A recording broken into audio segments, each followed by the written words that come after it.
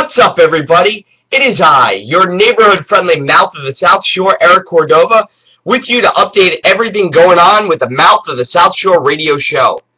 I know, you probably cried yourself to sleep last Wednesday night when you realized that we weren't on the air.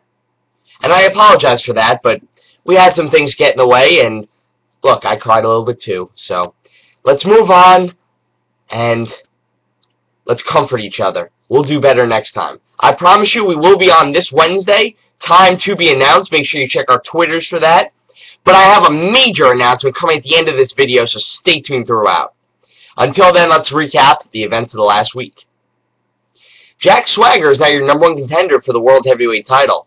And then he got busted for pot and DUI. DUI for the pot.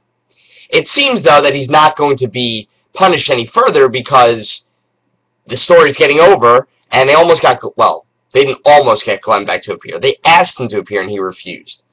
But it's very xenophobic. It's very much playing on immigration to get on Alberto Del Rio. It's a controversial type story, and it's working. If you saw tonight's Raw, you know that they dedicated a lot of time to him, so it doesn't seem that the punishment is going to play out on screen. It seems Jack Swagger's push is still fully intact, and I, for one, am happy about that.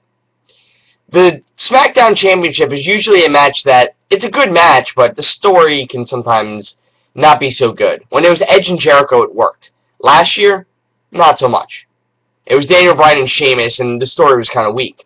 This year, you're going to have a strong story. Whether or not the guys that are in the match are people that you inherently care about, it's going to be something worth watching. They're good wrestlers, and the story is strong. You have reason to like and dislike each guy. So I'm a fan of it, and I'm glad they went that way. If nothing else, at least it takes Dolph Ziggler out of the picture for now, because Lord knows he's not doing anything. Well, not anything good, at least. So we have that. The Shield keeps rolling along. They beat the Super Team. That's impressive. What they'll do at WrestleMania, I'm not sure. But I hope it's something good, because these guys, whether or not they're truly ready, they're doing a great job, and I have to commend them for that. We debuted a new WWE title, and it has a big W on it. It says champion, but I don't see a place where they're going to say the champion's name. Right now you got 2 Brahma Bull stickers on the side, but does every guy have a logo? Is it going to say, like, feed me more if Ryback wins it? To me, you need a little plaque that says the guy's name on it. There's something about that. It lets you know right on front of the title who the champion is. I think that's one aesthetic change they need to make to it. But otherwise, it's not bad. I'm not sure I'm feeling the black in the middle of it, but it has a big look to it. It looks grand.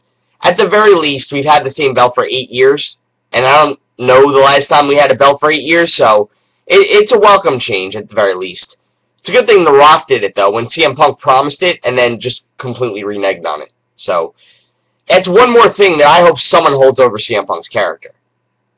Who? I don't know.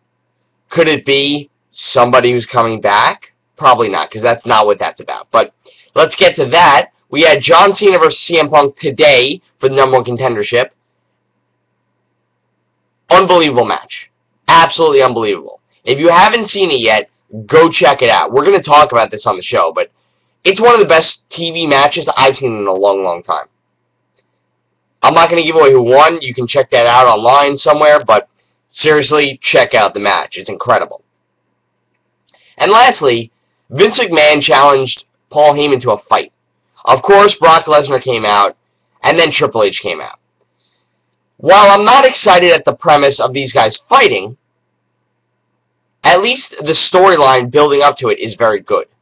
You have that. That much I like. If you give me a good story, I can buy into it. I wasn't keen on Triple H and The Undertaker fighting at first, but their story was built very well, and I got into it. If you do that for me, I'm going to get past all that smarky nonsense of, well, they fought already, and there's a clean victory. No. If you give me a good story and reason to watch the match, I'm going to watch the match. So to close, it looks like we have the top of WrestleMania card. We have John Cena versus The Rock Part 2. Whoops. I just gave away what I said I wouldn't, but hey, you knew it was coming. Triple H, Brock Lesnar. That happened before. Alberto Del Rio versus Jack Swagger. And then a bunch of questions. We're going to talk about what they did on Raw and what potential WrestleMania matches we're going to have. but we still don't know a lot of them, and that's kind of interesting. We're still trying to guess at what WrestleMania is going to be. What we do know is that the latest Hall of Famer is Mr. Donald Trump, a very well-deserved thing. For the celebrity wing, there's not many celebrities that have done more for the WWE than Donald. So, to the Donald, I say, you're in the Hall of Fame. That was pretty stupid, I admit, but he is in the Hall of Fame. He's well-deserving.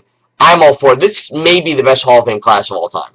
We'll debate that this coming Wednesday, so make sure you check us out on Wednesday. Not sure what time yet, because we have very conflicting schedules right now, but we will be on the air. Rest assured, we are not missing 2 weeks in a row. It's going to be me. It's going to be Jason. And much like people are anticipating the return of The Undertaker, we are promising you the return of the Long Island Iced E, Mr. Eric Kravit. He is coming back. You can put your money in the bank on that one. We are very excited to have him back.